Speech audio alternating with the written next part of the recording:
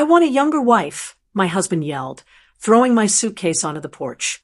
He tossed a dirty box of useless papers at my feet and slammed the door on 45 years of marriage. I fell to my knees sobbing, but then I saw what fell out of that box. I picked up the old deed and froze. He thought he was discarding me, but he had just accidentally handed me his entire fortune. Welcome to her Kindle Stories.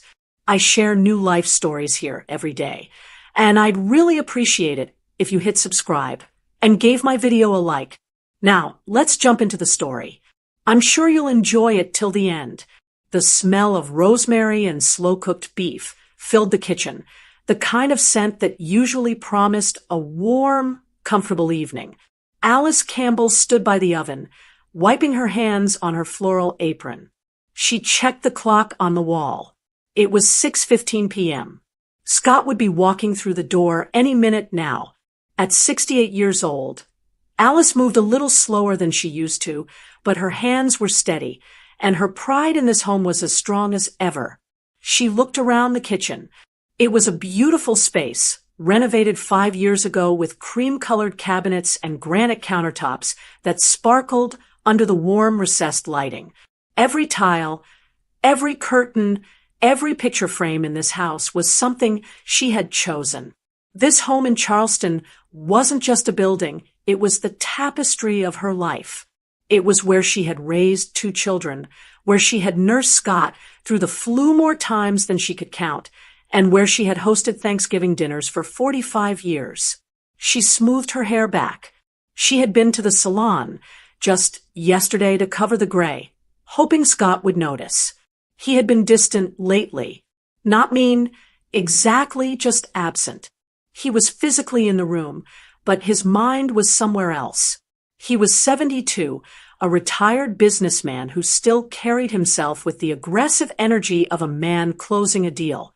Lately, that energy had turned restless. He had started buying new shirts, brighter colors that didn't quite suit him. He spent hours on his phone, tilting the screen away whenever Alice walked by. Alice told herself it was just a phase. Men got funny when they stopped working. They needed to feel important again. She turned the heat down on the potatoes. She would make tonight nice. A good dinner, a glass of his favorite red wine, and maybe they could talk about planning a trip to the mountains for the fall.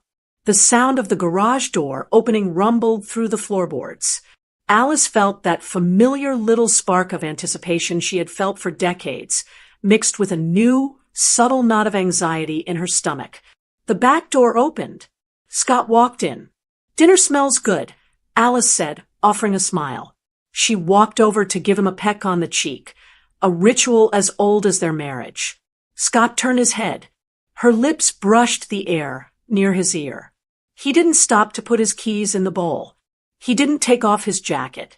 He walked straight past her to the refrigerator, took out a bottle of water, and leaned against the counter, staring at her. The look on his face wasn't tired. It wasn't hungry. It was a look of pure, unfiltered irritation. It was the way a person looks at an old piece of furniture that is taking up too much space. "Is everything okay?" Alice asked, her hands nervously finding the hem of her apron. "I made the roast you like." "I'm not hungry," Scott said. His voice was flat. "Cold." Alice paused. "But you haven't eaten all day. I can wrap it up if you want, but—" "Alice, stop," Scott snapped. The sharpness of his tone made her flinch. "Just stop fussing. I didn't come home to eat roast beef." The silence that followed was heavy. The hum of the refrigerator seemed incredibly loud. Alice stood frozen near the stove. "What's wrong, Scott? Did something happen with the investments? Did the kids call?" Scott laughed, but there was no humor in it. It was a dry, scratching sound. "No, the money is fine. The kids are fine. It's us, Alice. It's this." He waved his hand vaguely in her direction, gesturing at her, at the kitchen, at the life they shared. "I don't understand," Alice whispered. Scott pushed himself off the counter and took a step toward her. He looked taller than usual, looming over her in a way that felt menacing. I'm done, Alice. I've been thinking about this for months. I'm done pretending that this is enough for me. Pretending? Alice felt the blood drain from her face. We've been married 45 years. What are you pretending? That I'm happy, Scott shouted. The sudden volume made Alice jump. I am 72 years old. Alice, I don't have that much time left, and I'll be damned if I spend the rest of my life sitting across the table from you. Alice felt like she had been slapped. She reached out to steady herself on the countertop. Scott, please. You're just tired. Let's sit down. I don't want to sit down. Scott slammed his hand on the granite island. I want a life, Alice. I want excitement. I want to travel. I want to feel alive again. And I can't do that with you. You're old, Alice. You're tired. You just want to bake pies and watch television. I'm not ready to be in a nursing home, even if you are. Tears pricked Alice's eyes. I'm not in a nursing home. I take care of this house. I take care of you. That's the problem. Scott sneered. I don't want a caretaker. I want a wife. A real wife. Someone who looks good.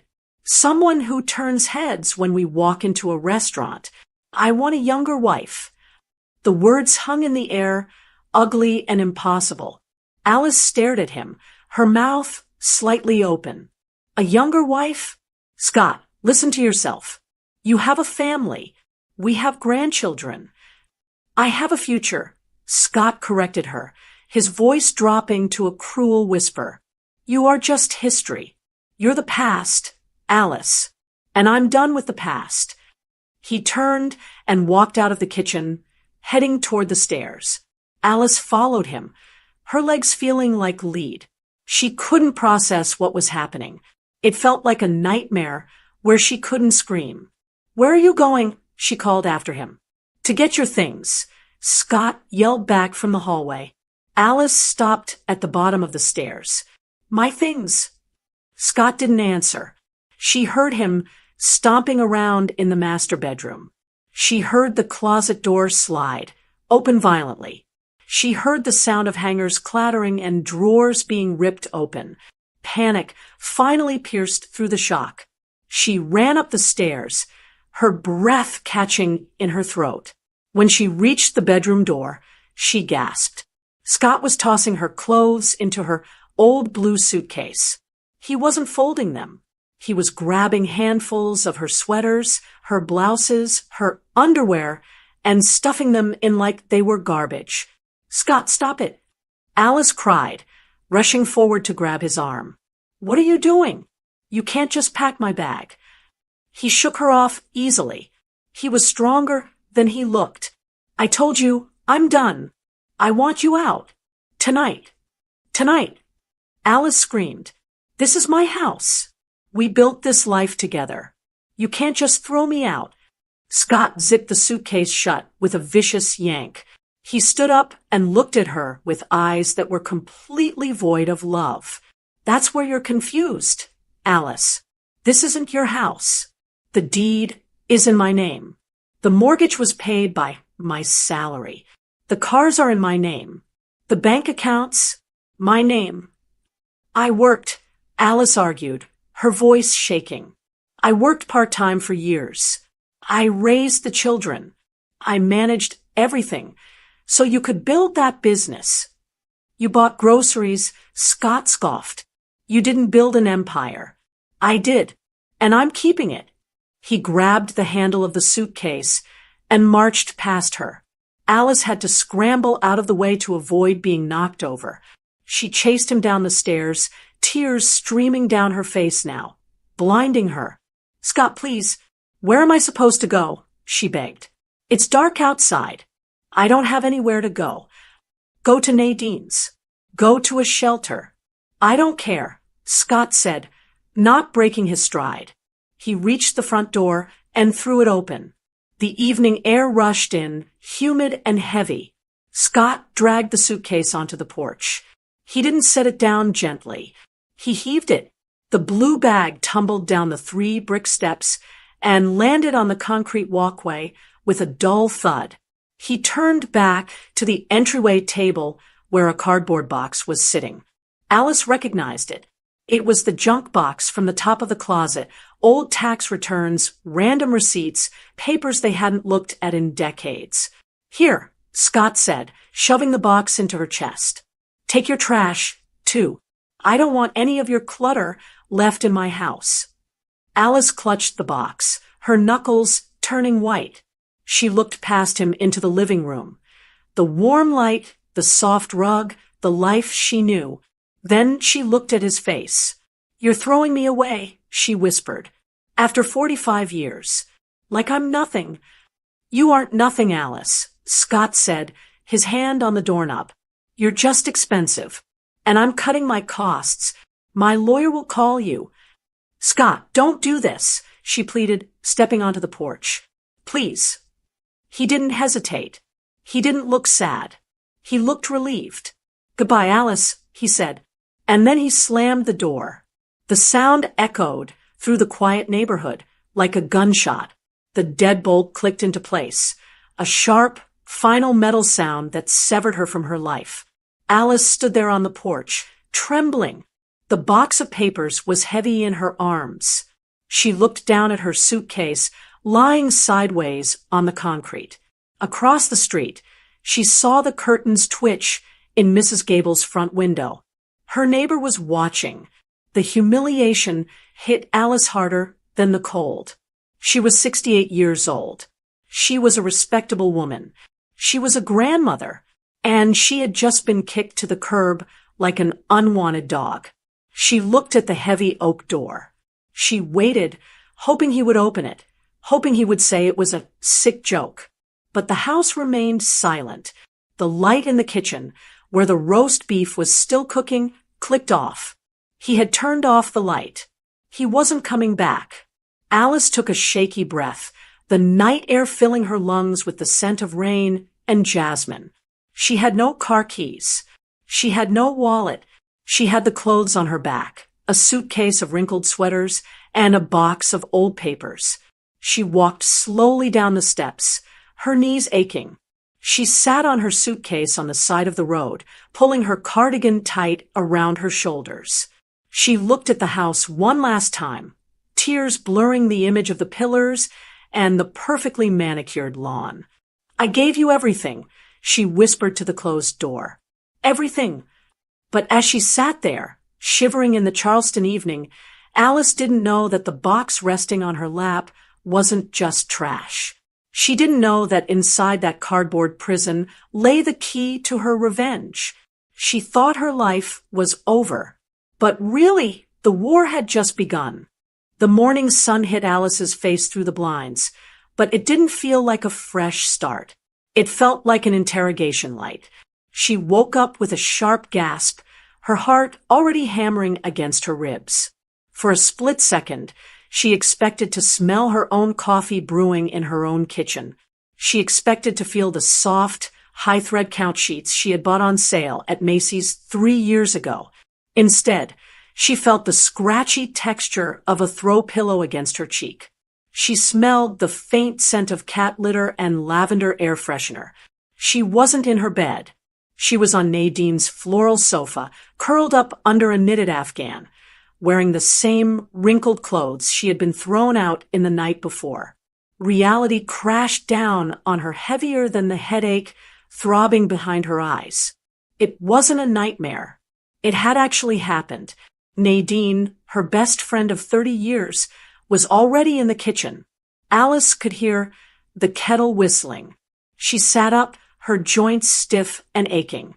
At 68, sleeping on a couch wasn't an adventure. It was a punishment. "Here," Nadine said, walking in with a steaming mug. Her face was grim, lacking its usual morning brightness. "Drink this. It's black. You need the caffeine." Alice took the mug, her hands trembling, so much a little hot liquid sloshed onto her thumb. She didn't even flinch. "I have to go back, Nadine." Nadine sighed. sitting on the coffee table opposite her. Alice, honey, he threw your suitcase on the lawn. He locked the deadbolt. You can't go back there right now. I have to, Alice insisted, her voice raspy. It doesn't make sense. We had a roast in the oven. We were fine. He must be having a breakdown. A medical episode. Maybe a stroke. People change personalities when they have strokes, right?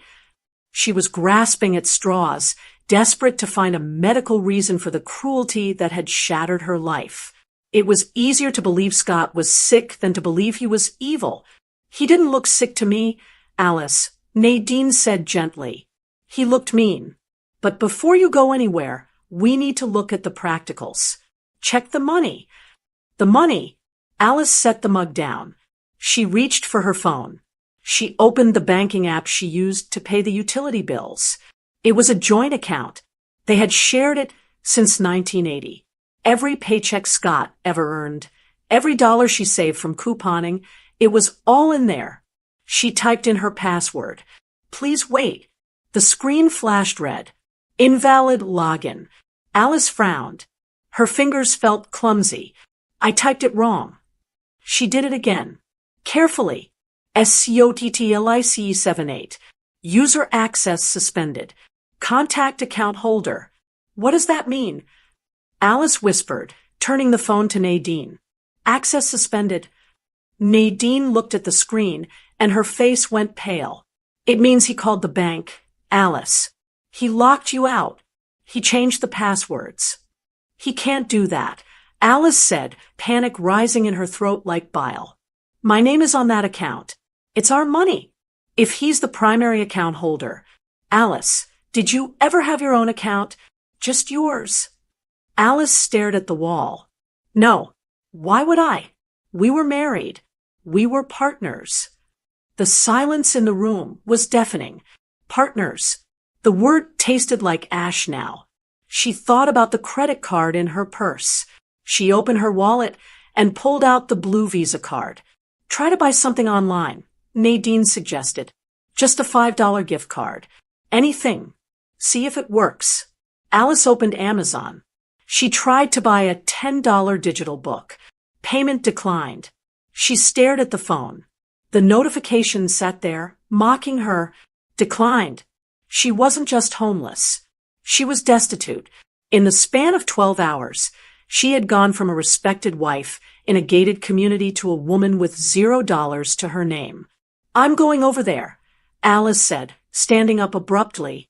The blanket fell to the floor. Alice, don't, Nadine warned. Call a lawyer first. I can't pay a lawyer. Nadine, my card is declined. Alice snapped, the hysteria finally breaking through. I'm going to my house. I'm going to talk to my husband. This is a mistake. He's just angry. He'll see me and he'll realize what he's doing. Nadine handed her the car keys without another word. She knew there was no stopping her. The drive to her house, no, their house, took 15 minutes. Usually, Alice loved this drive. She loved the way the Spanish moss hung from the oaks and the way the morning light hit the cobblestones downtown before the road smoothed out toward the suburbs. Today, the beauty of Charleston felt offensive. How could the world look so pretty when her life was burning down?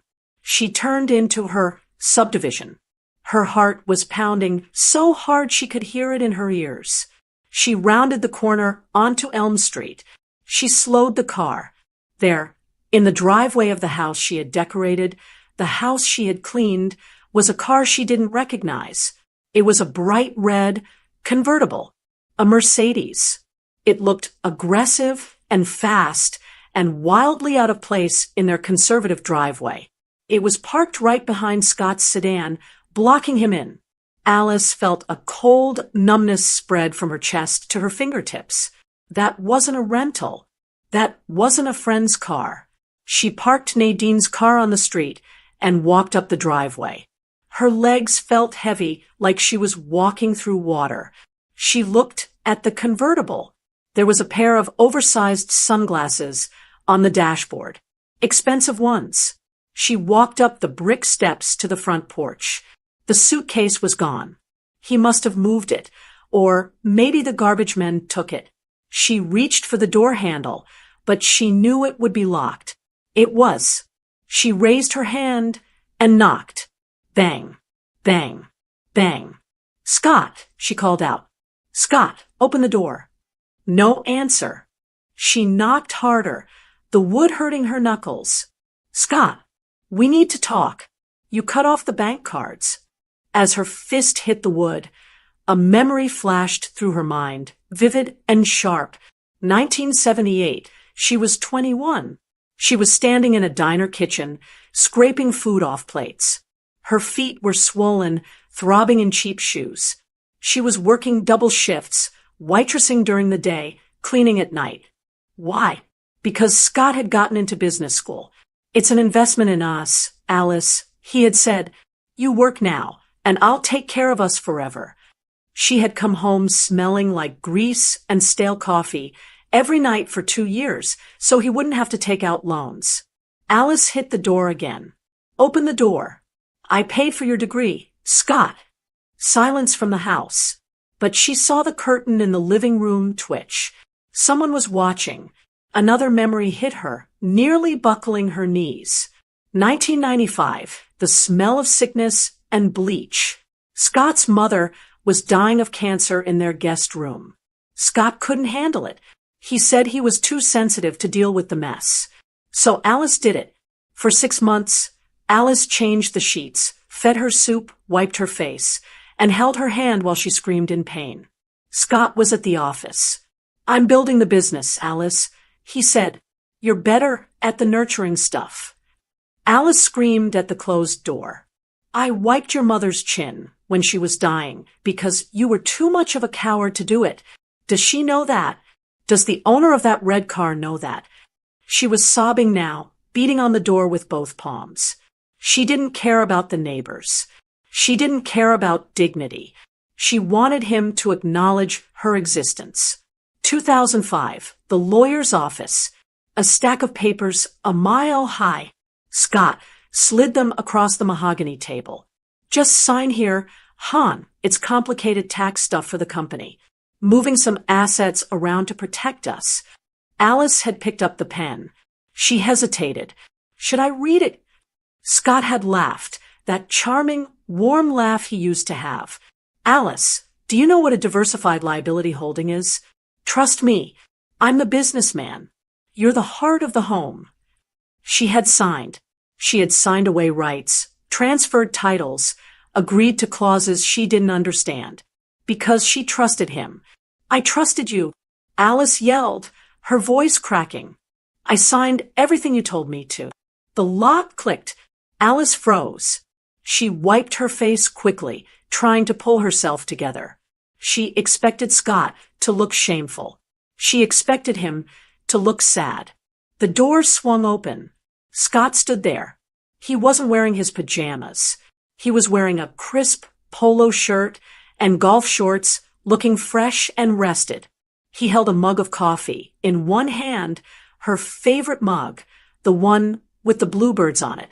He looked at her with a mixture of pity and annoyance, like she was a solicitor trying to sell him something he didn't want. "You're making a scene, Alice," he said calmly. "Mrs. Gable is watching." "Let her watch," Alice said, her breath coming in ragged gasps. "Who is in there, Scott? Whose car is that?" Scott took a sip of coffee. "That's none of your concern.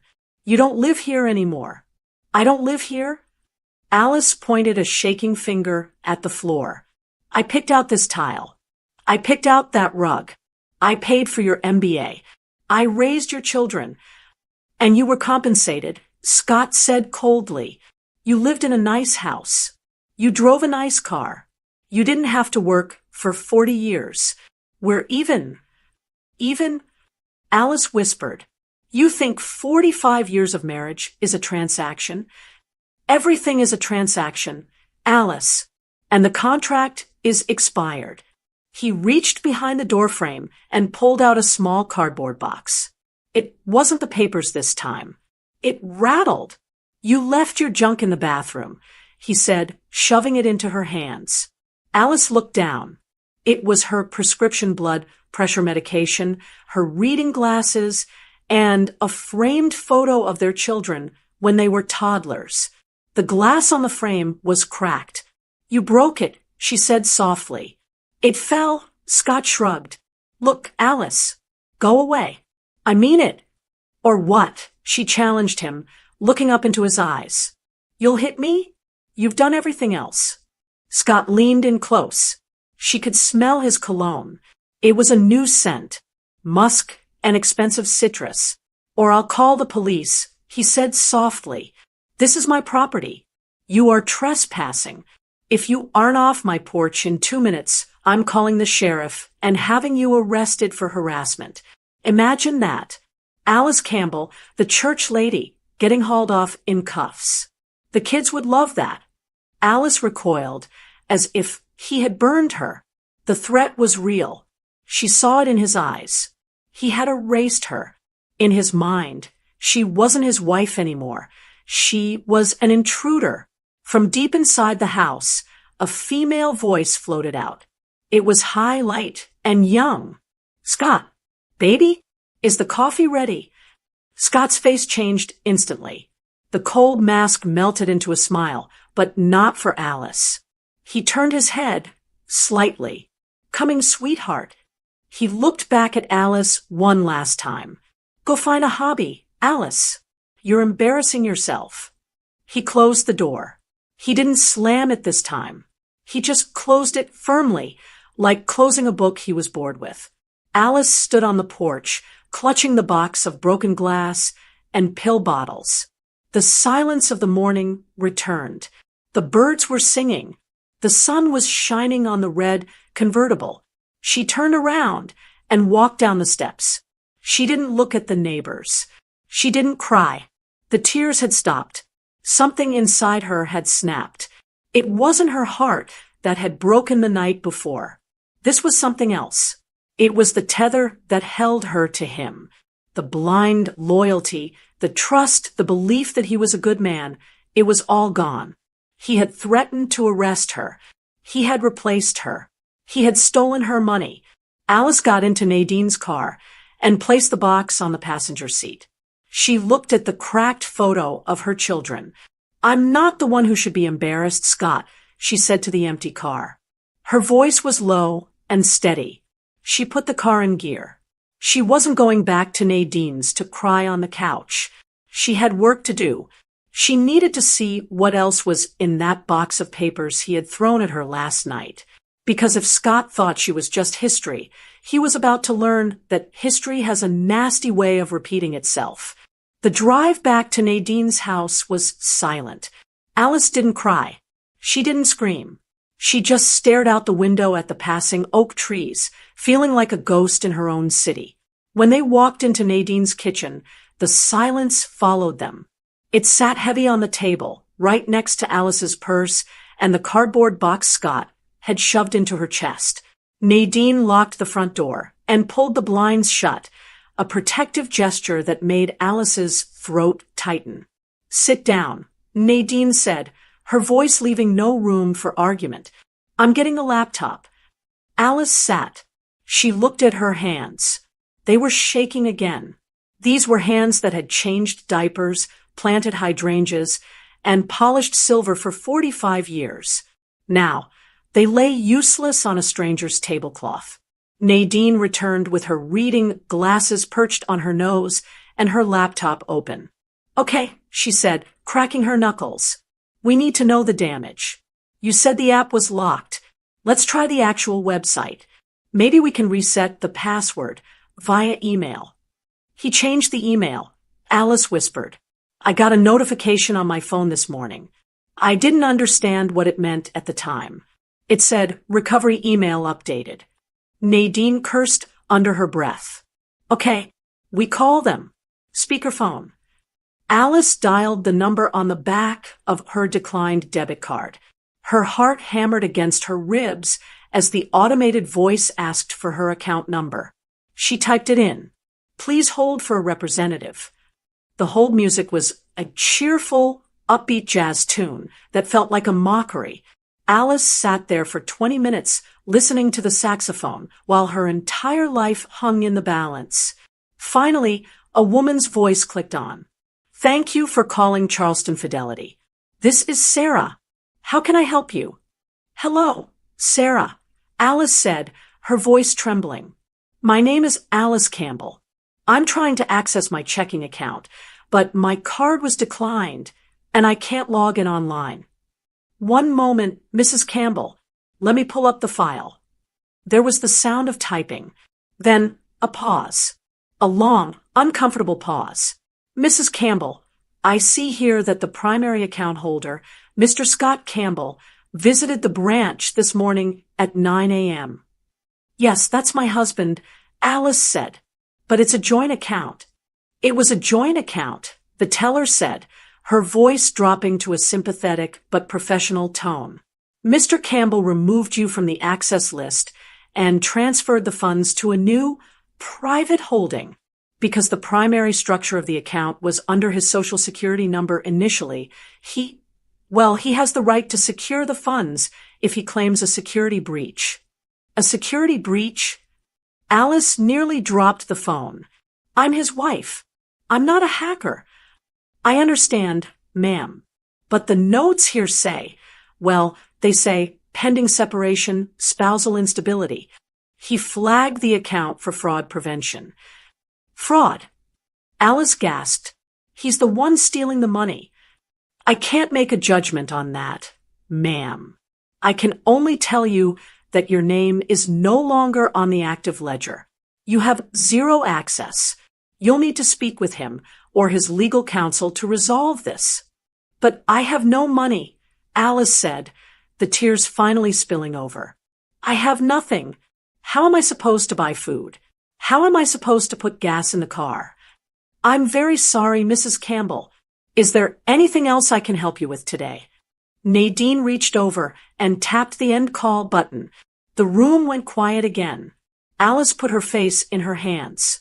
The shame hit her harder than the poverty. It was a specific kind of shame that only women of her generation understood. She had done what she was supposed to do. She had been the good wife. She had trusted him to handle the business side of things because he was the man, and that's just how it worked.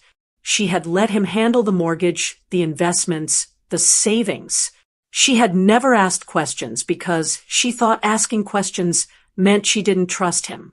And now, that trust had made her a beggar. "I'm a fool," Alice sobbed into her palms. "I'm a stupid, old fool. He planned this, Nadine. He went to the bank at 9 a.m. While I was sleeping on your couch, he was standing in line to cut me off. He didn't just plan it," Nadine said, her voice hard. "He executed it. He's been moving pieces around for months, Alice.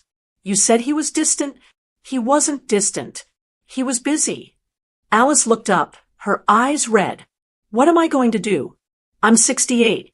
Who is going to hire me? I haven't had a job since 1978. I don't know how to use the new computers. I don't have a resume. I'm invisible." She felt it deep in her bones. The invisibility. When you are a wife, you are someone. You are Mrs. Scott Campbell. You are the hostess. You are the mother. But without him, without the house, who is she? Just an old woman in wrinkled clothes sitting in someone else's kitchen. "Stop it," Nadine said sharply. Alice blinked. "What?" "Stop feeling sorry for yourself," Nadine said. She stood up and walked over to the counter. She grabbed the cardboard box, the one Scott had thrown at Alice the night before. She slammed it onto the kitchen table. Dust motes danced in the afternoon light. "Deed of title." Alice stared at the words. "A deed? For what?" Nadine asked, leaning over the table, her breath smelling of coffee. "Is it the house?" "No," Alice said, shaking her head. "The house is in Scott's name. He made sure of that." She opened the blue cover. Her eyes scanned the legal jargon, the whereas and the here and afters. She looked for the property description, that certain piece parcel or tract of land situate, lying and being in the outer district of Charleston County, containing 20 acres, more or less, known as the Miller Marshlands. The Miller Marshlands, Alice said, a memory surfacing. That was my daddy's hunting land. It was just mud and mosquitoes. Daddy used to take the dogs out there. Who is the owner? Nadine asked, tapping the paper. Look at the grantee line. Who owns it? Alice moved her finger down the page. She passed Scott's name as the executor. She passed the date, October 14th, 1985. And then she stopped. There, typed clearly in black ink, was the name of the grantee, Alice Miller Campbell. Alice blinked. She looked at Nadine. Then she looked back at the paper. It says me, Alice whispered. It says me. Why do you have it? Nadine asked. Did you buy it? No, Alice said, her mind racing. Scott told me about this land. He said it was worthless. He said it wasn't worth the filing fees to transfer it to his company. He called it your daddy's mud pit. He laughed about it. He laughed about it, Nadine repeated slowly.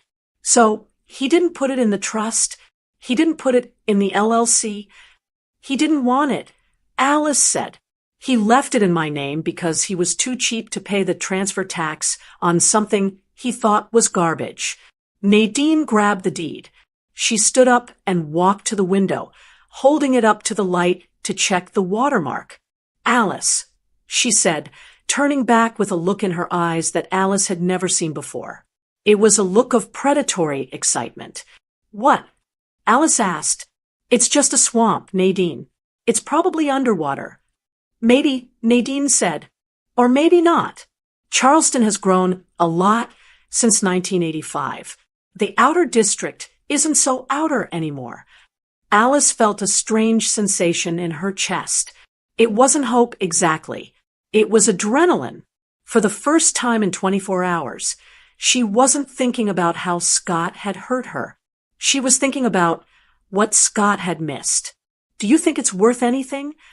Alice asked. I don't know, Nadine said, slapping the deed back onto the table. But we're going to find out. Grab your purse, Alice. We are going to see a lawyer. And this time, we have something to trade. Alice looked at the box of trash. She looked at the gold cufflink. And she looked at the deed. Scott had thrown her out with nothing but the clothes on her back. And this box. He thought he was burying her. But as Alice touched the cool paper of the deed, she realized something. Scott Campbell was a businessman. He looked at the bottom line. He looked at the profit. But he had made the classic mistake of the arrogant man. He had underestimated the value of what he already owned. Alice stood up. She wiped the tears from her cheeks. She didn't know what the Miller Marshlands were worth. Maybe it was just mud. But it was her mud. And for the first time since he slammed the door, Alice Campbell felt a flicker of a fight coming back to life. Alice sat at Nadine's kitchen table, staring at the blue document as if it were a live snake. The adrenaline from finding it had faded slightly, replaced by a heavy, nagging doubt. She ran her thumb over the raised gold seal. It felt official, but in her head, she could still hear Scott's voice. It's trash, Alice.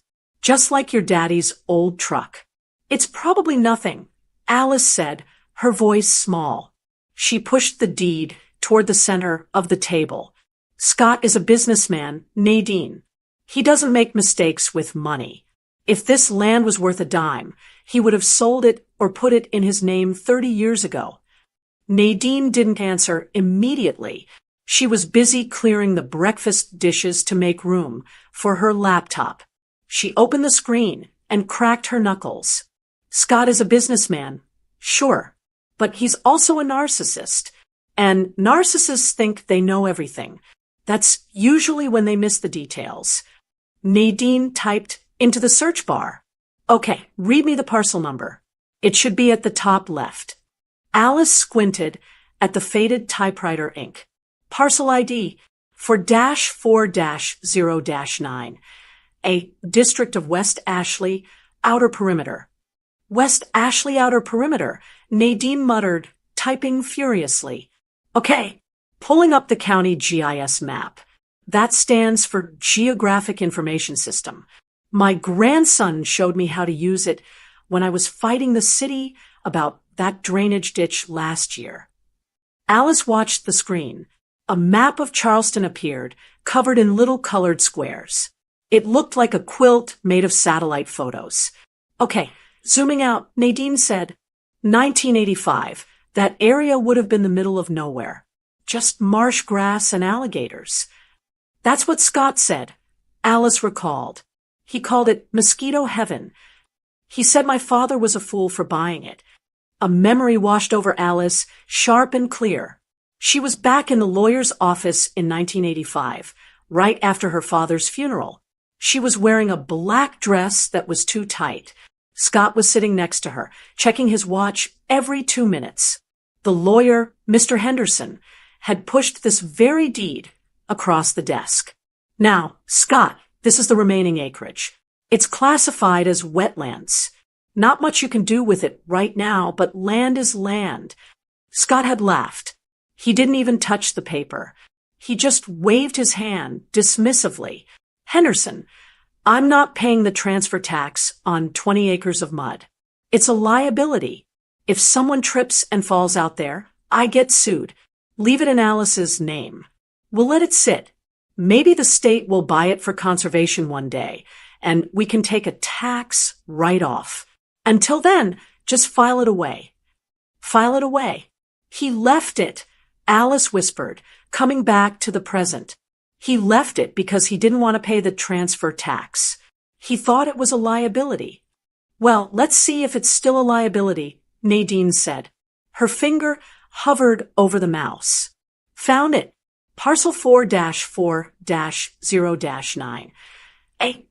She clicked. The map zoomed in. Alice leaned forward, her breath catching in her throat. She expected to see green, swamp water. She expected to see nothing. Instead, she saw gray. Lots of gray. And white lines. What is that? Alice asked, pointing at the screen. That, Nadine said, her voice trembling slightly, is the new interchange for Interstate 526. Alice blinked. The highway. Alice. Nadine turned to her, eyes wide. Look where the land is. It's not in the swamp anymore. They drained this section 5 years ago when they expanded the Beltway. Look at what is right next to it. Nadine dragged the map to the right. A massive, sprawling complex of white buildings with blue roofs appeared on the screen. Is that the Boeing plant? Alice asked. It's the logistics center. Nadine corrected her. And look here. This gray square right next to your property line? That's the new cloud computing data center. They just broke ground on last month. Amazon or Google, I forget which one. Alice felt dizzy. I don't understand. What does that mean for the mud? It means it's not mud, Alice. Nadine practically shouted. It's commercial frontage. It's 20 acres of undeveloped land sitting directly between a major interstate highway and a billion-dollar tech corridor. Alice shook her head, trying to process the words. But wouldn't Scott know? He reads the financial papers every day. He reads about his investments. Nadine said, he thinks this land is dead. He wrote it off 40 years ago. He probably hasn't looked at a survey map of West Ashley since the 80s. He thinks it's still underwater. Nadine opened another tab. Zillow. Let's just see what land is going for in that zip code. Just for a laugh. She typed in the area code. A list of properties popped up. 0.5 acres commercial zone, $450,000. 2 acres. Industrial zone, $1.2 million. Alice read the numbers. Her stomach did a flip. Nadine, I have 20 acres. Nadine pulled out a calculator from her junk drawer. She punched in some numbers. She stared at the result. Then she showed it to Alice. If we sell it at the lowest comparable rate, Nadine said, her voice deadly serious. Just for the raw land value. Alice, this is worth somewhere between $4 and $6 million. The room went silent. The refrigerator hummed. A car drove by outside. Alice looked at her hands. They were the same hands that had scrubbed Scott's floors yesterday. They were the same hands that had packed a suitcase in terror last night. $6 million, Alice whispered. It was a number she couldn't even visualize. It was monopoly money. But wait, Alice said, the panic returning. Scott, he'll take it. He'll say it's marital property.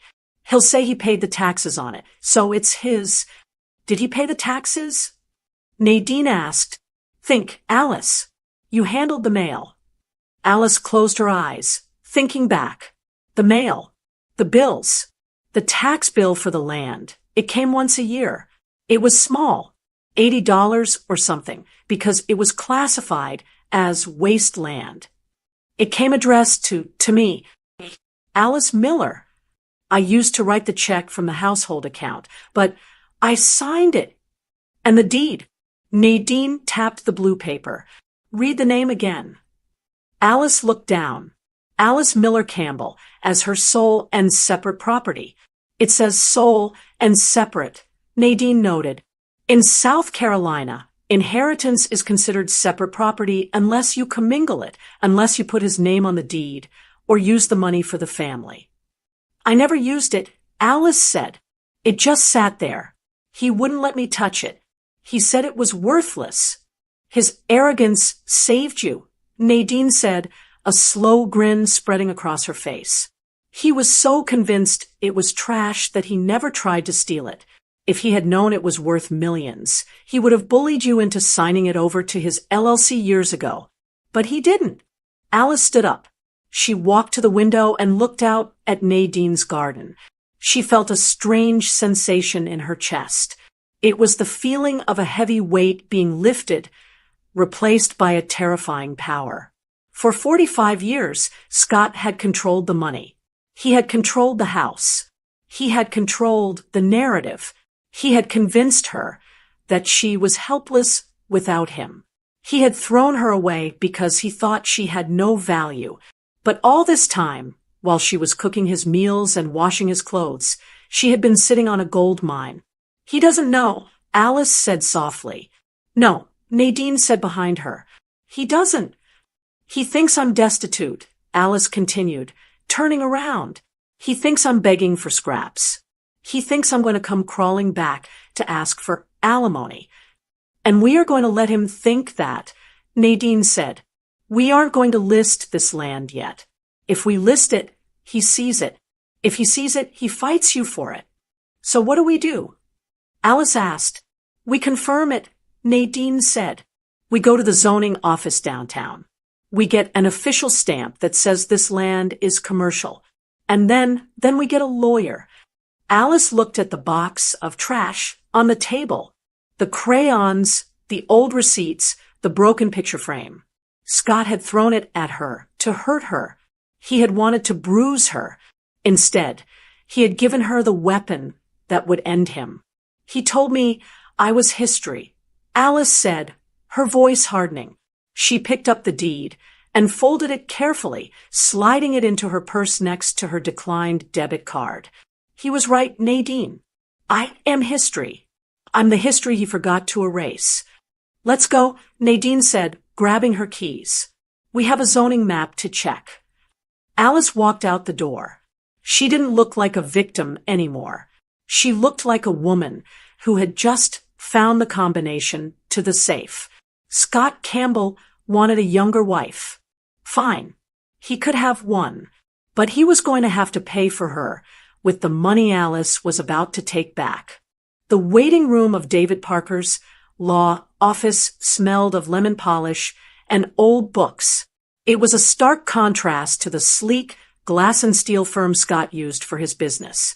This office, located in a converted Victorian house on Broad Street, felt quieter, heavier. Alice sat on a leather sofa that had seen better days, clutching her purse so tightly her knuckles were white. Stop fidgeting, Nadine whispered, patting Alice's knee. David is good. He handled my cousin's probate case when her brother tried to steal the farm. He doesn't like bullies. I don't have a retainer. Nadine, Alice hissed back, her voice trembling. Lawyers cost hundreds of dollars an hour. I have the $50 from the cufflink we pawned and a declined debit card. Let me handle the money, Nadine said firmly. You just handle the truth. The heavy oak door opened, and a man stepped out. David Parker was in his late 50s, with silver hair and a face that looked like he had heard every lie ever told and wasn't impressed by any of them. He wasn't wearing a suit jacket, just a white dress shirt with the sleeves rolled up. Mrs. Campbell, he asked, looking over his reading glasses. Nadine said it was an emergency. Alice stood up. Her legs felt wobbly. It is Mr. Parker. My husband. He threw me out last night. David's expression softened just a fraction. He ushered them into his office, a room lined with shelves of legal encyclopedias. He pointed to a chair. Sit. Tell me what happened. And don't leave out the ugly parts. Alice told him. She told him about the roast beef, the younger woman, the humiliation on the porch. She told him about the bank accounts being locked and the threat of arrest. It was hard to say the words out loud. Saying them made them real. It turned her marriage into a crime scene. David took notes on a yellow legal pad, his pen scratching rhythmically. When she finished, he sat back and sighed. It's a classic gray divorce aggressive tactic, David said, his voice calm but stern. He locks the assets to starve you out. He wants you desperate, so you'll sign a quick settlement just to get rent money. He's banking on you being too scared to fight. I am scared, Alice admitted. He has millions, Mr. Parker. He has a team of lawyers. I have a box of old papers. About those papers, Nadine interrupted, leaning forward. Show him Alice. Alice reached into her purse and pulled out the blue document. She placed the deed on the mahogany desk. David picked it up. He adjusted his glasses. He read the cover. He flipped to the legal description. Then he stopped. He looked up at Alice, then back at the paper. Mrs. Campbell, David said slowly, do you know what this is? It's my father's old hunting land, Alice said. Scott says it's worthless swamp. It was swamp in 1985. David said. He turned to his computer and typed in the parcel number, just as Nadine had done. He stared at the screen for a long moment. Then he let out a low whistle. This isn't swamp anymore, David said. This is adjacent to the new tech corridor. I have a client who sold a 3-acre lot near here last month for a distribution center. Mrs. Campbell, this land isn't worthless. Conservatively, it's a gold mine. Alice felt the air leave the room. So I'm rich. Technically, yes, David said, but legally, it's complicated. The hope that had just flared in Alice's chest flickered. What do you mean? The deed has my name on it. It says sole and separate property. David took off his glasses and rubbed the bridge of his nose. Here's the problem. You've been married 45 years. South Carolina is an equitable distribution state. Even if this was an inheritance, Scott can argue that he paid the property taxes from a joint account. He can argue that the appreciation in value happened during the marriage. He can claim that he managed the asset, even by deciding not to sell it. He called it trash. Alice cried. He wanted nothing to do with it. It doesn't matter what he said in the kitchen, David explained patiently. It matters what his lawyers will say in court. If Scott finds out this land is worth $5 million, he will sue you. He will claim it's a marital asset. He will tie this up in litigation for 3 years. He will drain the value of the land in legal fees until there is nothing left but dirt. Alice slumped in her chair. So I can't win. He has the money to wait me out. I don't. I didn't say you can't win. David said, a sharp glint appearing in his eyes. I said you can't fight him head on. If you walk into court today and shout, "I have $5 million in land," he will come after it like a shark. We need him to believe it's worthless. He already thinks it's worthless, Alice said. Good, David said. We need to keep it that way long enough to get his signature. David stood up and walked to the window, looking out at the street. Here is the strategy. We are not going to sue him for the land. We are going to let him give it to you. Give it to me? Alice asked. He won't give me anything. He threw my clothes on the lawn. Exactly. David turned back, a small, dangerous smile on his face. Scott is arrogant. You told me that. He thinks he's the smartest man in the room. He thinks you are helpless. We are going to use that. David sat down and started drawing a diagram on his notepad. We are going to approach him with a settlement offer, David explained. We will ask for something he values: cash, alimony, a share of his business. We will demand a lot. We will make a huge fuss about wanting half of his company. He'll never agree to that, Alice said. His business is his baby. Right, David nodded. He will refuse. He will get angry. And then, when he is angry and desperate to get rid of you, we will offer a compromise. We will say, fine, Scott, keep your business. Keep the house. Keep the cash. Just give Alice the old family land, so she has somewhere to park a trailer. We will act like you are defeated. Alice stared at him. You want me to beg? I want you to act, David corrected her. If he thinks the land is trash, and he thinks giving it to you will save him from paying you alimony or splitting his business, he will sign it over in a heartbeat. He will think he is ripping you off. He will think he won. And once he signs? Nadine asked. Once he signs a quitclaim deed, releasing all marital interest in the property, David said, tapping the desk. It's over. It becomes 100% yours, legally severed from the marriage. Then, when we sell it a month later for millions, there is nothing he can do. He signed it away. Alice sat quietly, processing the plan. It was a trap. It was deceptive. It was exactly the kind of deal Scott would have made. But I have to see him, Alice said quietly. I have to look him in the eye and pretend I'm weak. Can you do that? David asked. Can you let him insult you one last time? Can you let him think he's the winner? Alice thought about the younger woman's car in the driveway. She thought about the locked bank account. She thought about the way he had looked at her, like she was an expired product he was tossing in the bin. She realized she didn't feel like crying anymore. The sadness was hardening into something cold and heavy, like iron. I did it for 45 years, Alice said, her voice steady. I let him think he was the smart one. I let him think he was the only one who mattered. I can do it for one more hour. David nodded. Good. I'll draft the papers. We'll set up a meeting for tomorrow. I'll take the case on contingency. Alice, you don't pay me a dime until we sell that land. Alice stood up. She felt different, taller, maybe. One more thing, David warned. You cannot tell anyone. Not your children. Not your neighbors. If Scott gets even a whisper that the zoning has changed, the deal is off. He has to believe you are destitute. My children aren't calling me anyway, Alice said, a trace of bitterness in her voice. And my neighbors watched me get thrown out. I have no one to tell but Nadine.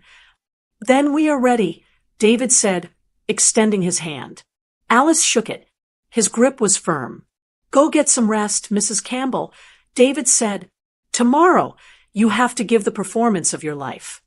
Walking out of the office, the Charleston sun felt brighter. Alice put her sunglasses on. You okay? Nadine asked as they walked to the car. I'm terrified, Alice admitted, but I'm not confused anymore. What do you mean? I spent all night wondering why I wasn't enough, Alice said, opening the car door. Wondering why he stopped loving me. But now I realize it doesn't matter. He thinks I'm a burden. Tomorrow, I'm going to show him that the burden he's so eager to drop is actually the golden goose. She got into the passenger seat and looked at the side mirror. She fixed her hair. She didn't have money for a salon, and she didn't have money for a new dress. She would have to wear the same clothes she had on. Perfect, Alice thought. Let him see the wrinkles. Let him see the same outfit. Let him see the old wife he despises. It was the perfect costume for the heist she was about to pull. Let's go home, Nadine, Alice said. I need to practice my begging voice. Nadine started the engine, a wicked grin on her face. Oh, this is going to be fun. Alice looked out the window as they merged into traffic. She wasn't just a wife anymore. She was a strategist, and Scott Campbell, the brilliant businessman, was about to make the worst deal of his life. The house looked exactly the same from the street, but walking up the driveway felt like walking onto a movie set after the cameras had stopped rolling. The red convertible was still there, parked carelessly at an angle that blocked the garage. Alice clutched her purse against her chest. Inside, tucked between a pack of tissues and her reading glasses, was the plan. She wasn't wearing makeup. She had chosen her oldest beige cardigan, the one with the slight pill on the sleeve. She wanted to look tired. She wanted to look beaten. Honestly, it didn't take much acting. She was tired, but today, that exhaustion was a weapon. David Parker, her lawyer, met her at the front door. He looked calm, holding his briefcase like a shield. Remember, David whispered, leaning in close before ringing the bell. You are desperate. You are scared. You just want this over with. I'm ready, Alice said. Her voice was steady, even if her hands weren't. The door opened. It wasn't Scott. It was a young woman. She couldn't have been more than 35. She was wearing yoga pants and a tight tank top, her blonde hair pulled back in a messy bun that looked effortlessly chic. She held a green juice in one hand. She looked at Alice, then at David, and her expression shifted from confusion to awkward realization. Oh, she said, you're the wife. I'm Alice. Alice said, staring at the woman standing in her entryway. The woman who was drinking from one of Alice's crystal glasses. Scott is in the study, the woman said, stepping back to let them in. She didn't apologize. She didn't introduce herself. She just turned and walked toward the kitchen, her flip-flops slapping against the hardwood floor. Alice felt a flash of hot rage, but she swallowed it down. Focus, she told herself. Eyes on the prize. They walked down the hallway to the study. Scott was sitting behind his large mahogany desk, the leather chair squeaking as he leaned back. He didn't stand up when Alice entered. He looked annoyed, like he was dealing with a vendor who had messed up an order. Next to him sat his lawyer, a man named Mr. Vance, who wore a suit that cost more than Alice's first car.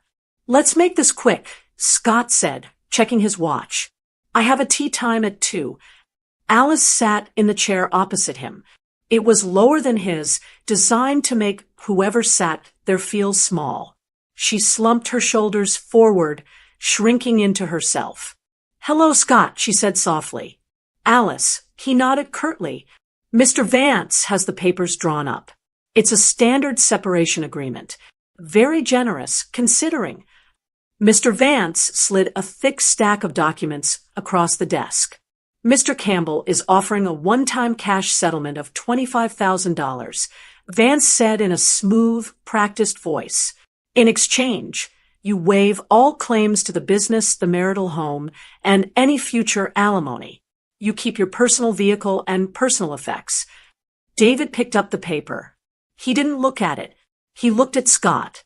25,000? Scott, you and Alice have been married for 45 years. The business is worth millions. The house is worth $2 million. This is an insult. Scott slammed his hand on the desk. The business is mine. I built it. She sat at home. The house is in my name. I paid the mortgage. She has no legal claim to anything. She raised your children. David countered calmly. She managed the household. A judge would award her 50%. A judge will take 3 years to decide that. Scott shouted, his face turning red. Does she have 3 years? David, look at her. She's homeless. She's sleeping on a couch. If she wants to drag this out, I will bury her in legal fees. She won't see a dime until she's 75. Alice let out a small, pathetic sound. She reached for a tissue and dabbed at her dry eyes. Scott, please, she whispered, her voice trembling. I can't fight you. I don't have the money. Scott's expression softened into a sneer. He sat back, crossing his arms. See? She knows it. She's smart enough to know when she's beaten. Take the 25 grand. Alice, get yourself a little apartment. Move on. Alice looked at the check sitting on the desk. She looked up at Scott, making sure her eyes were wide and fearful. 25,000 won't last long, Scott, she said. Rents are so high now. I don't know where I'm going to go. Nadine can't keep me forever. That's not my problem, Scott said cold-heartedly. I know, Alice sniffled. She took a deep breath, preparing to deliver the line they had rehearsed. I don't want your business, Scott. I don't understand it anyway, and I don't want the house. It's too big for me now. Good, Scott said. So sign. But I need a place to live, Alice pleaded. I was thinking maybe I could buy a used trailer. Something small. Scott laughed, a bark of genuine amusement. A trailer? Alice Campbell in a trailer park? Jesus, have some dignity. I'm trying to, Alice cried out, injecting a note of hysteria into her voice. But I have nowhere to put it. The lot fees are expensive. She paused. She looked down at her hands. Scott, what about the Miller land? The room went quiet. Scott frowned, trying to place the name. The what? Daddy's hunting land, Alice said. The swamp out in West Ashley. You know, the mud pit. Scott rolled his eyes. Oh, that. It's just sitting there, Alice said, rushing her words like she was begging for a favor. I know it's worthless. I know it's just mosquitoes and dirt. But if I had that land, I could put a trailer on it.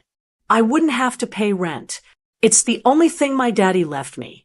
She looked up at him, eyes pleading. Please, Scott, just let me have the swamp. You can keep the business. You can keep the house. You can keep the millions. Just give me the dirt, so I have somewhere to die. Scott looked at Mr. Vance. Do we own that? Vance opened a file folder. He flipped through a few pages. It's listed as a non-performing asset, separate property of Mrs. Campbell, but technically commingled due to tax payments. Assessed value in 1990 was $500. It's categorized as wetlands. Unbuildable. Unbuildable, Scott repeated, turning back to Alice with a smirk. You want to live in a swamp, Alice? You want to sink into the mud. It's all I have, Alice whispered. Scott looked at her. He saw an old woman in a beige sweater who was desperate for a patch of dirt to park a trailer on. He saw a problem that was solving itself. If he gave her the trash land, he looked generous, and he didn't have to give her any real assets. Tell you what, Scott said, leaning forward with a benevolent, arrogant smile. I'm feeling generous. I'll give you the 25,000 and the swamp. But you sign the waiver right now. Full release. You never come after my company again. David hesitated. He played his part perfectly. Alice, I don't know. A piece of swamp isn't a fair trade for a business worth. I don't care, David. Alice interrupted him, grabbing his arm.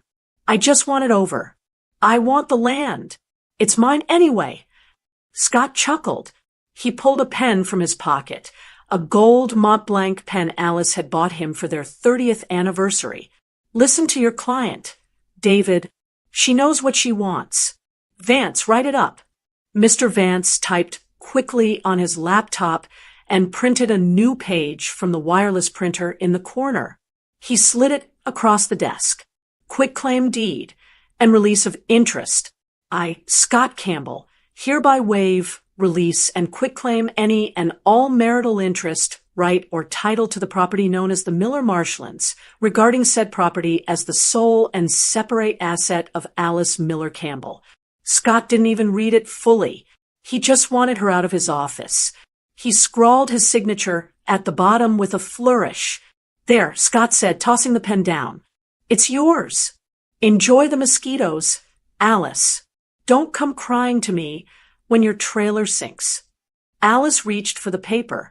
Her heart was pounding so hard she thought it would burst through her chest. She picked up the pen. She signed her name below his, Alice Miller Campbell. It was done.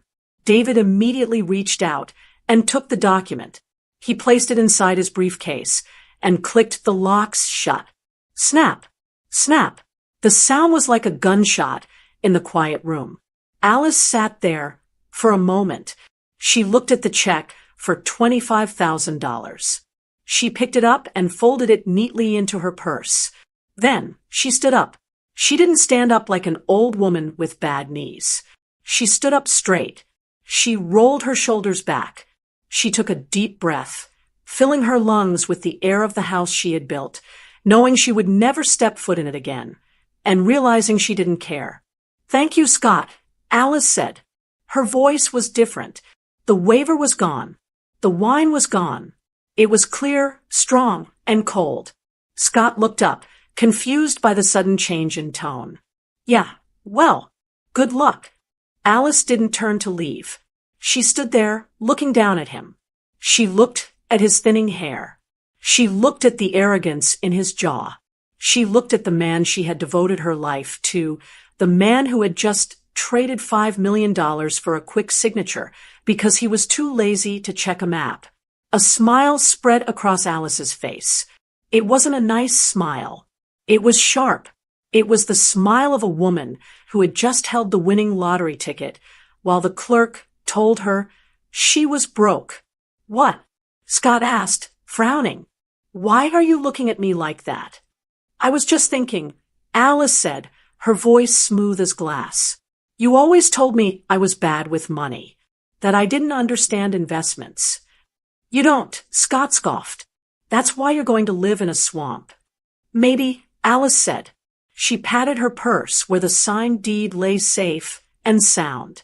But I think I just made the best deal of my life. Goodbye, Scott. I hope she's worth it. She turned on her heel and walked out. She walked past Mr. Vance, who was staring at her with a sudden look of unease. She walked down the hallway, past the younger woman, who was now scrolling on her phone in the kitchen. Nice meeting you, Alice called out cheerfully to the mistress. Make sure you check the prenup. She walked out the front door and into the sunshine. David was right behind her. As soon as the heavy door clicked shut, David let out a long, shaky breath. You were terrifying, David said, grinning. I almost believed you wanted that trailer. Alice walked to Nadine's car, where her friend was waiting with the engine running. She opened the door and slid in. She pulled the document out of her purse and kissed the signature. He signed it, Nadine asked, eyes wide.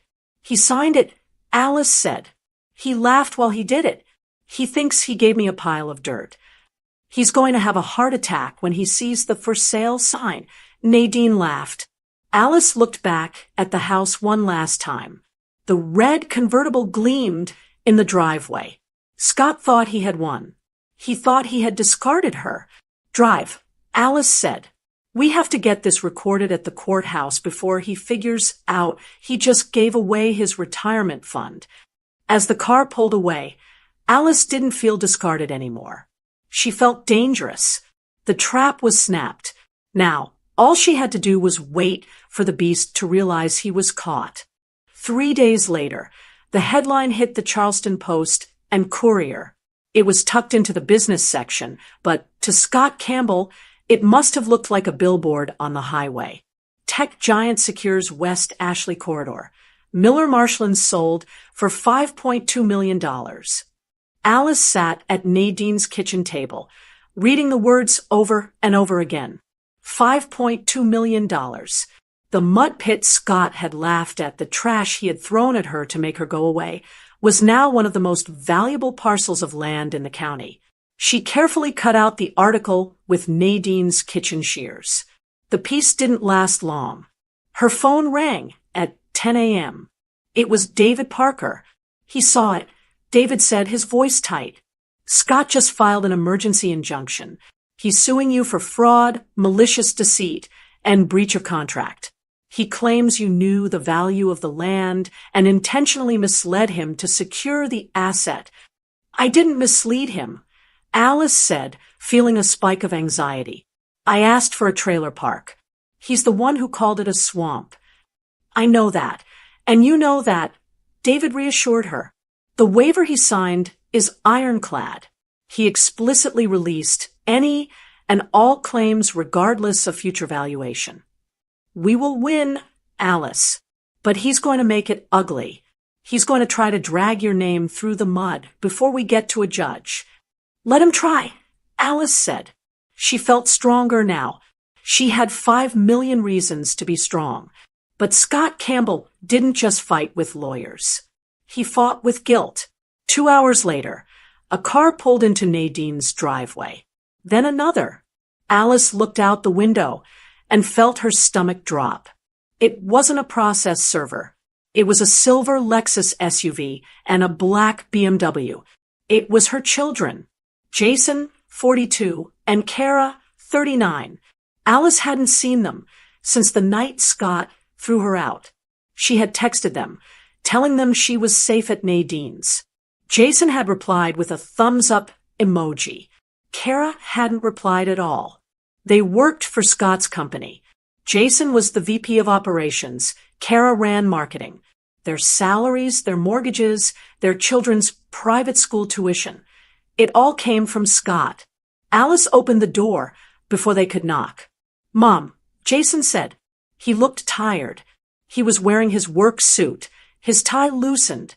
He looked so much like Scott that Alice had to blink to clear the image. Hi, Mom, Kara said. She was holding a designer purse in front of her, like a shield, looking around Nadine's modest porch with distinct discomfort. You found me? Alice said. She didn't step aside to let them in. She stood in the doorway. You didn't answer my calls last week. We've been busy, Mom, Jason said, scrubbing his face with his hand. Dad he's been impossible. The office is a war zone. Look, can we sit down? We need to talk. Alice hesitated. Every instinct in her body screamed to let them in, to make them tea, to fix whatever was wrong. That was what she had done for 40 years. She was the peacemaker. She was the buffer between Scott's temper and the children's feelings. We can sit on the porch, Alice said. She didn't want them inside. She didn't want their energy in her sanctuary. They sat on Nadine's wicker chairs. The humidity was rising, making the air thick and sticky. So, Alice said, folding her hands in her lap, to what do I owe the pleasure? Did you bring my grandkids? The kids are at school, Kara said quickly. Mom, we need to talk about this lawsuit.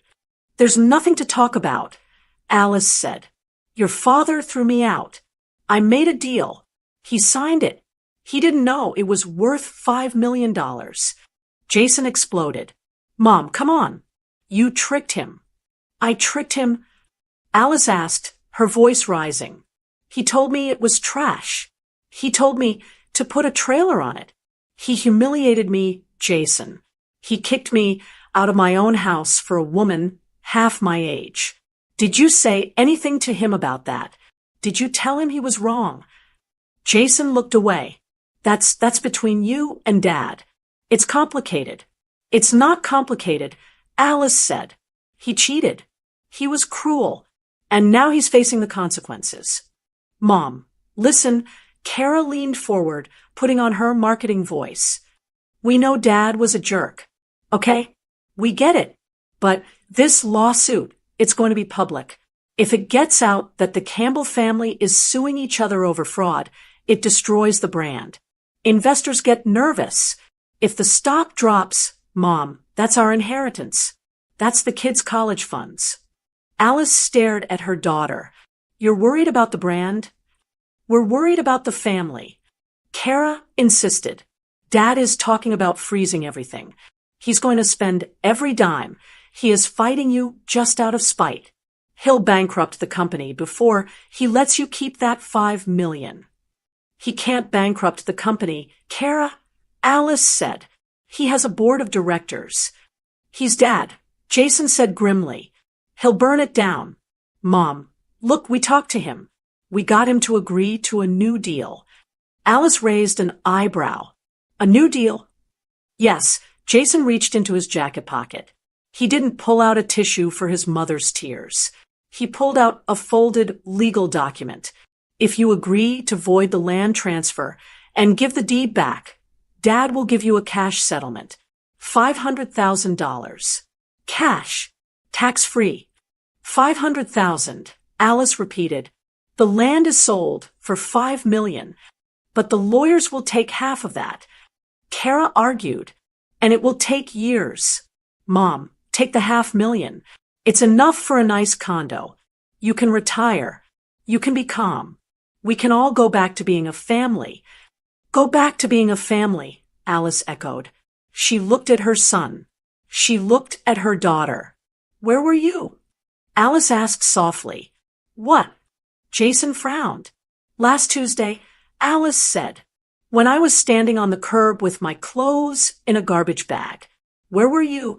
I called you, Jason. I left a voicemail. I said, Dad threw me out. You sent me a thumbs up emoji. Jason flushed red. I was in a meeting with the suppliers. I didn't know it was that bad. You knew? Alice said. You both knew he was seeing that girl. You've known for months, haven't you? The silence on the porch was heavy. Kara looked at her shoes. Jason looked at the street. You knew, Alice confirmed. You went to dinner with them, didn't you? You let him bring his mistress to company dinners while I was at home heating up his roast beef. He's the CEO, Mom. Jason snapped. We have to work with him. What did you want us to do? Quit. Lose everything because you guys couldn't make it work. I wanted you to call me, Alice whispered. I wanted you to be my children. But you aren't my children right now. You're his employees. That's not fair. Kara cried, tears finally welling up. We love you, Mom. That's why we're here. We don't want to see you get crushed in court. Dad will destroy you. He has the best lawyers in the state. Please, Mom, be the bigger person. You always are. Just take the money and let peace return to the family. Be the bigger person. Alice had heard that phrase her entire life. Be the bigger person, Alice. He's just stressed. Be the bigger person. Alice, let him have the final say. Be the bigger person, Alice, and sign the papers without reading them. She looked at the contract Jason was holding. $500,000. It was a lot of money. It was safe. If she took it, her children would hug her. They would invite her to Thanksgiving again. Scott would win, yes, but she would have her family back. She looked at Jason's anxious face. He wasn't worried about her. He was worried about his inheritance. He was worried that if Alice took $5 million from the family pot, his share would be smaller when Scott died. They were asking her to set herself on fire, so they wouldn't have to deal with the smoke. Alice stood up. No, she said. Jason blinked. What? No, Alice said louder. I am not signing that. Mom, are you crazy? Kara stood up too. You're turning down $500,000? For what? Spite. For justice, Alice said. And for my future. You're going to destroy the family. Jason shouted, his professional mask slipping. If you sue Dad, if you embarrass him like this, he's going to cut us off. Do you want that? Do you want your grandkids to suffer because you're greedy? I'm not the one who is greedy, Jason, Alice said, her voice shaking with a rage she had suppressed for decades. Your father threw me away like trash. You watched him do it. And now that I have something of value, you come here begging me to fix his mistake? No. She looked them both in the eye. I spent 45 years being the bigger person, Alice said, her voice dropping to a cold, hard tone. I shrank myself so your father could feel big. I shrank myself so you two could have everything you wanted. Well, I'm done shrinking. I am done being the bigger person. I am going to destroy him in court. And if you two choose to stand next to him while I do it, that is your choice. Mom, please, Kara sobbed. Don't do this. It's already done, Alice said. Get off my porch. Jason stared at her. He looked like he didn't recognize her. He had never seen his mother say no. He grabbed the contract and shoved it back into his pocket. Fine, Jason spat. Good luck, Mom. You're going to need it. Dad isn't going to stop. Neither am I, Alice said. She watched them walk back to their expensive cars. They didn't look back. They got in, slammed the doors, and drove away. Alice stood alone on the porch. Her heart was breaking. They were her babies. She wanted to run after them. She wanted to fix it. But then she touched her purse, where the deed was safely tucked away. If she folded now, she would be the victim forever. She would be the poor ex-wife who took a handout. She went back inside and picked up the phone. She dialed David Parker. David, Alice said, wiping a tear from her cheek. My children just left. What did they want? David asked gently. They wanted me to settle, Alice said. They wanted me to save the family reputation. And what did you say? I told them I'd see their father in court. Alice said. File the response. David, we are going to trial. She hung up the phone. The silence in the house was different now. It wasn't the silence of loneliness. It was the silence of a battlefield after the first shot has been fired. She had lost her husband. Now, she had likely lost her children. But for the first time in her life, Alice Campbell belonged to herself. Alice just made the hardest choice of her life. She chose her own justice over her children's inheritance and family peace. Do you think she was right to ignore her children's pleas? Or should she have been the bigger person one last time to save her relationship with them? Let me know what you would have done in the comments below. The Charleston County Courthouse was a building designed to intimidate. The marble floors echoed with the sound of hard-soled shoes, and the air was always cold, smelling of old paper and floor wax. Alice sat at the plaintiff's table next to David Parker. She kept her back straight, her hands folded in her lap. She was wearing a new suit today, a soft navy blue that Nadine had insisted she buy on credit. Dress for the job you want, Nadine had said. And the job you want is millionaire landowner. On the other side of the aisle, Scott sat with Mr. Vance. Scott didn't look quite as sharp as he had in his office. His tie was slightly crooked. There were dark circles under his eyes. The news of the lawsuit had leaked, just as his daughter Kara had feared. The local business journals were already running stories about the Campbell land dispute. Scott hated bad press more than he hated losing money. He was tapping his expensive pen against the table, a nervous tick Alice hadn't seen since the recession in 2008. All rise, the bailiff called out. Judge Harriet Miller walked in. She was a no-nonsense woman in her 60s with reading glasses perched on the end of her nose. She sat down, opened the file, and looked over the rim of her glasses at the two parties. I've read the motions, Judge Miller said, her voice echoing in the quiet room. Mr. Vance, you are arguing that your client, Mr. Campbell, was defrauded? Yes, Your Honor. Mr. Vance stood up, smoothing his jacket. Mrs. Campbell knowingly misrepresented the value of the asset. She pretended to be destitute. She asked for the land under the guise of needing a place for a trailer. She knew full well that the zoning had changed. That is material fraud. Alice felt a knot in her stomach. Put that way, it sounded bad. It sounded like a lie. Because it was a lie. David Parker stood up slowly. He didn't look worried. Your Honor, my client did not set the price of the land. Mr. Campbell did. For 30 years, he referred to this property as the mud pit. He refused to pay transfer taxes on it because he deemed it worthless. And most importantly, David picked up a piece of paper from his desk. It was the waiver. Most importantly, Mr. Campbell signed this quitclaim deed. I would like to direct the court's attention to paragraph 4. The judge flipped through her copy of the file. I see it. It reads, David continued, his voice clear and loud, Grantor, that's Scott, hereby releases any claim to the property regardless of future valuation, development potential, or zoning changes. He signed it, Your Honor. He is a sophisticated businessman. He had legal counsel present. He simply made a bad deal because he was in a rush to divorce his wife. Scott's face turned a deep, ugly shade of purple. He whispered something furious to Mr. Vance. Judge Miller looked at Scott. Mr. Campbell, did you read the document before you signed it? Scott stood up, ignoring his lawyer's hand on his arm. I signed it because she was begging. She played the victim. I was trying to be generous. Generous? Judge Miller raised an eyebrow. You gave her a piece of land you thought was a swamp in exchange for her walking away from a multi-million-dollar company and 45 years of marriage assets.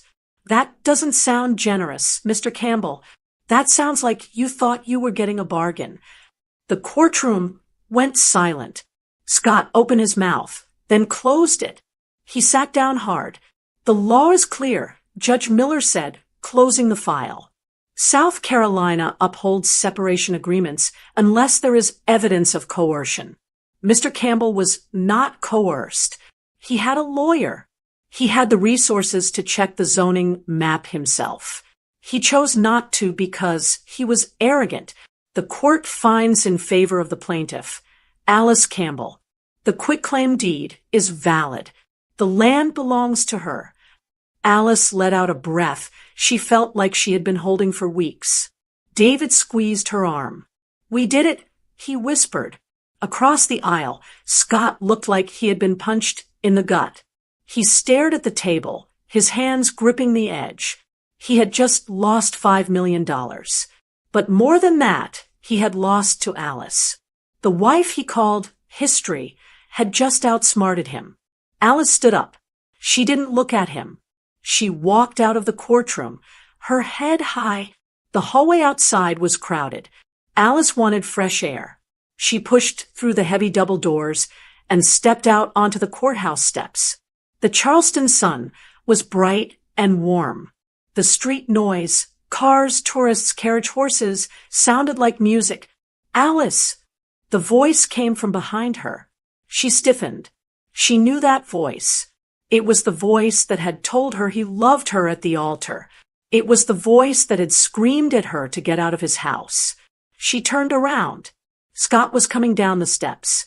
He wasn't storming. He wasn't yelling. He was smiling. He hurried over to her, brushing past David Parker, as if the lawyer didn't exist. He stopped right in front of Alice, invading her personal space.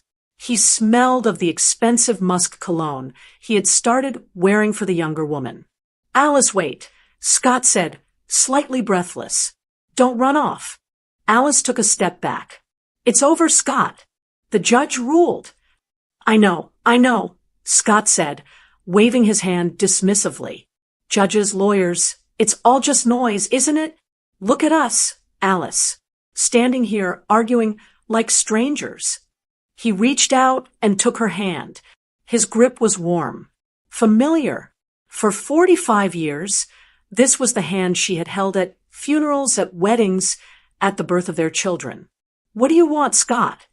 Alice asked, pulling her hand away. Scott sighed, putting on a look of deep, soulful regret. It was a look Alice had seen before, usually right after he had forgotten her birthday or said something cruel to her mother.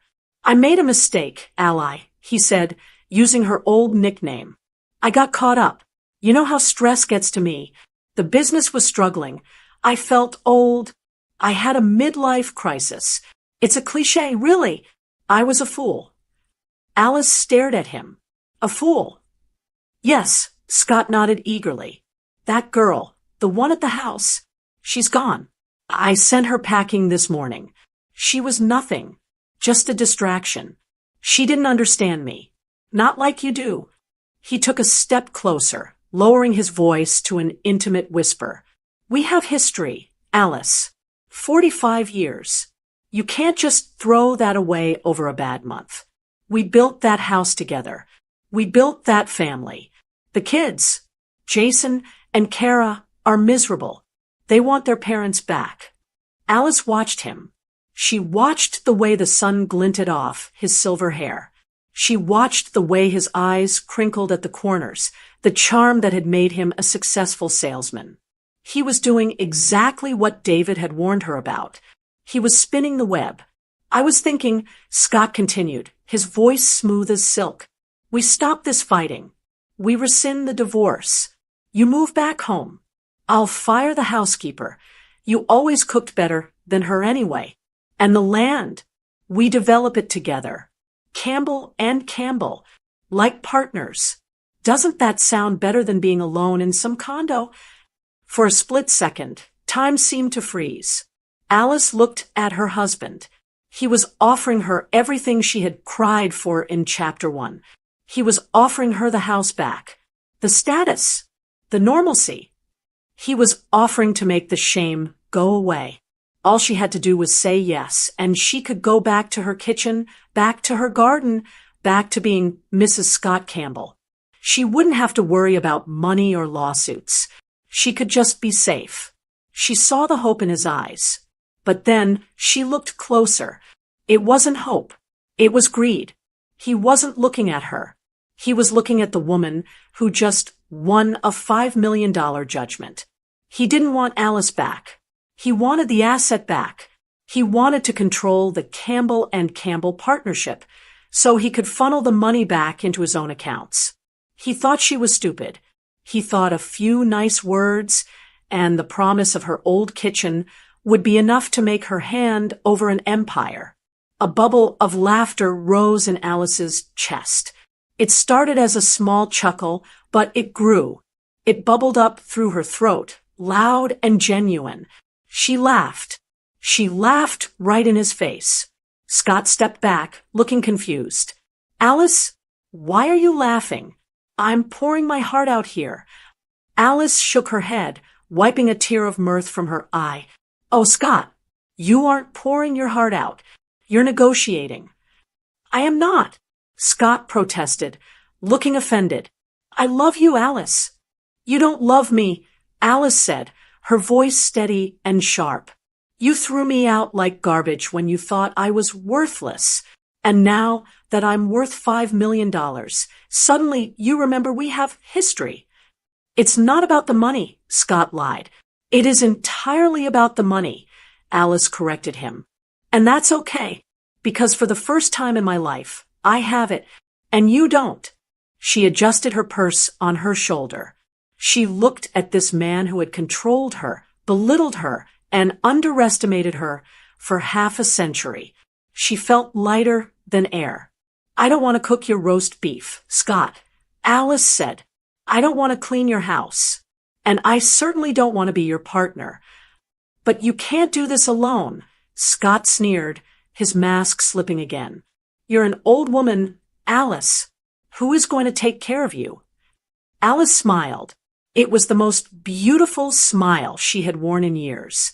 I am, she said. She turned to David Parker. Come on, David. We have a celebration lunch to get to. Nadine is waiting. Alice, Scott yelled after her, desperation creeping into his voice. You need me. You're nothing without me. Alice stopped. She turned around one last time. She looked at the man standing on the steps, red-faced and sweating, clutching his empty briefcase. I don't need a husband, Scott, she said, loud enough for the people passing by to hear. I have an empire. She turned back around and walked down the sidewalk. She didn't look back. She heard Scott shouting something else, but his voice faded into the background noise of the city. It was just noise. Irrelevant, angry noise. Alice took a deep breath of the warm air. It tasted like freedom. It tasted like victory. She had walked into that courthouse a victim, and she was walking out a queen. The closing documents for the sale of the Miller Marshlands were signed on a Tuesday morning, 6 months after the trial. It was a quiet affair. There were no screaming matches, no judges, and no Scott. Just Alice, David Parker, and a representative from the tech development firm. When the wire transfer hit Alice's new bank account, an account solely in her name at a different bank than the one Scott used, Alice stared at the receipt. $5,200,000. The teller, a kind young woman named Sarah, smiled at her. That's a lot of zeros, Mrs. Campbell. Are you planning a vacation? Alice folded the receipt and placed it in her purse, right next to her old, worn-out wallet. Eventually, Alice said, "But first, I'm going home."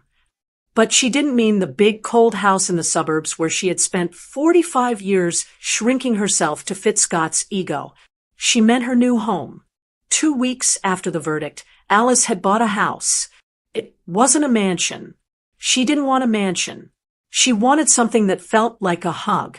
She found a restored cottage in Charleston's historic district on Queen Street. It had a wide piazza, a heavy iron gate, and a garden that had been neglected just enough to need her help. It was perfect. Moving in was the first time Alice realized how little she actually owned. Scott had kept the furniture, the art, the rugs. He had kept the stuff. Alice had walked away with her clothes and a box of old papers. At first, the empty rooms of the cottage terrified her. They echoed, but Nadine, who had practically moved into the guest room to help with the transition, handed her a paint deck. "Paint it whatever color you want," Nadine said. Scott hated blue, right? He said it was depressing. He said it was cold. Alice remembered. "Great." Nadine grinned. "Let's paint the living room robins egg blue." And they did. Alice hired contractors, but she did the finishing touches herself.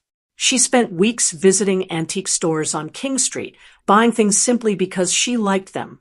She bought a velvet sofa in a rich, deep emerald green. She bought abstract paintings that Scott would have called messy. She filled the kitchen with copper pots and bright yellow ceramic bowls. For the first time in her life, her environment reflected her soul, not her husband's expectations. One afternoon, about 3 months after she moved in, Alice was kneeling in her garden, planting hydrangeas. The low hum of the city was all around her, the clip-clop of carriage tours, the distant sound of church bells. Her phone buzzed in her pocket. She wiped her dirty hands on her jeans, something Scott would have scolded her for, and looked at the screen. It was Jason. Her children had been quiet since the trial. They called occasionally, stiff, awkward conversations about the weather or the grandkids. They were still processing the shift in power. They had bet on their father, and they had lost. "Hello, Jason," Alice answered, sitting back on her heels. "Hey, Mom." Jason sounded subdued. I was just driving by the old house." "Oh," Alice asked. She felt a strange detachment. "How does it look?" "The grass is getting long," Jason admitted. "Dad fired the landscapers. He's trying to cut costs." Alice didn't say anything. She let the silence stretch. "He's moving out next week," Jason said, his voice dropping. "He's listing the house. He can't afford the upkeep anymore. The legal fees from the lawsuit, and the business took a hit, Mom. After the story came out in the paper about him trying to trick you, a lot of the local investors pulled out. They said they couldn't trust his ethics." "I'm sorry to hear that," Alice said. And she meant it in a way. She didn't want Scott to starve. She just didn't want him to win. "He's getting a condo," Jason continued, "over in Mount Pleasant. It's small. 2 bedrooms. No garage. That sounds manageable, Alice said calmly. He's alone, Mom. Jason added, a hint of accusation returning to his voice. That girl, the one he left you for, she took off the minute the stock price dipped. She's in Miami now. I figured she might be, Alice said. She reached out and touched the soft petal of a hydrangea. Jason, why are you telling me this? I don't know, Jason sighed. I guess I thought you'd care. He's your husband. Well, ex-husband. He's pretty depressed. He asks about you. Alice looked up at the blue sky above her garden. She thought about Scott alone in a small apartment, surrounded by boxes of his important business papers, with no one to cook his roast beef and no one to blame for his failures. I hope he finds peace, Jason. Alice said gently, I really do, but I can't give it to him. I gave him 45 years. I'm all out of time to give. She ended the call a few minutes later. She waited for the guilt to hit her. She waited for that old, familiar pang of responsibility, the feeling that she needed to run over there and fix him. But it didn't come. Instead, Nadine walked out onto the piazza, holding 2 glasses of white wine. Who was that? Nadine asked, handing Alice a glass. Jason, Alice said, taking a sip. It was crisp and cold. Updating me on Scott. He's selling the big house. Moving to a rental. Nadine raised her eyebrows. How does that make you feel?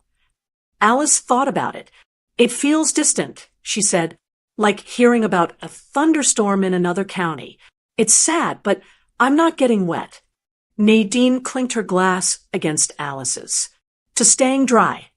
To staying dry, Alice smiled. They sat on the piazza as the sun began to set, painting the Charleston sky in shades of purple and orange. Alice looked at Nadine. Her friend looked younger, too. The stress of the lawsuit was gone, replaced by the excitement of planning their next adventure. So, Nadine said, pulling out a brochure, I was thinking Italy in September. The Amalfi Coast. No tour buses. Just us, a rental car, and a lot of pasta. Book it, Alice said immediately. First class. I love rich Alice. Nadine laughed. But Alice wasn't just spending money on herself. The empire she had claimed in the parking lot wasn't just about buying sofas and plane tickets. A week later, Alice walked into the administrative offices of the local community college. She was wearing her navy suit, but this time she wore a silk scarf that added a pop of color. She looked vibrant. She met with the dean of students, a woman named Dr. Evans. Mrs. Campbell, this is incredibly generous, Dr. Evans said, looking over the check Alice had placed on the desk. The Alice Miller Fresh Start Scholarship. Can you tell me a little more about who you want this to benefit? Women over 50, Alice said firmly. Women who are starting over. Women who have been displaced, divorced, or widowed and need to learn a new skill to survive. I want to pay for their tuition, their books, and their childcare if they have grandchildren they're raising. I want them to know they aren't invisible. You're going to change a lot of lives, Dr. Evans said, her eyes misting up. I just want to give them the chance I almost didn't get, Alice said. If I hadn't found that deed, I don't know where I'd be, probably living in a trailer. Leaving the college, Alice felt a sense of purpose she had never felt as a housewife. She wasn't just existing anymore. She was impacting the world. She was turning her pain into a ladder for other women to climb. That evening, Alice sat on her new porch swing. The night air was filled with the scent of jasmine, the same scent that used to remind her of the night Scott threw her out. Now, it just smelled like Charleston. It smelled like home. She rocked back and forth gently. She thought about the last 9 months, the terror of the hotel room, the humiliation on the doorstep, the cold satisfaction of the trap snapping shut, the heartbreaking moment she said no to her children. It had been a war. But looking at her garden, glowing softly under the landscape lights she had installed herself. Alice knew she had won the only victory that mattered. She hadn't just won the money. She had won herself back. She took a deep breath, filling her lungs with the cool air. She was 69 years old. She was single. She was wealthy. And for the first time in her life, she was entirely, completely free. Alice chose justice over family peace. Alice whispered to herself, repeating the question that had haunted her. She thought about Scott in his lonely apartment. She thought about her children, who were slowly learning to respect her boundaries. She thought about the women who would go to college next year because of her check. She took another sip of wine and smiled into the darkness. Yes, she said aloud. She certainly did. Alice chose justice over family peace. If your children begged you to let your ex off the hook, would you have listened? Tell me in the comments. What city are you listening from? And what time is it there? Write it in the comments. And if you'd like to help me keep sharing these emotional, thrilling stories every day, even a small donation makes a big difference. It truly helps keep the channel alive. For more life stories like this, you can explore the other videos on my channel and subscribe. On the screen, you'll see 2 new stories I'm sure you'll enjoy. Click one and start listening right away.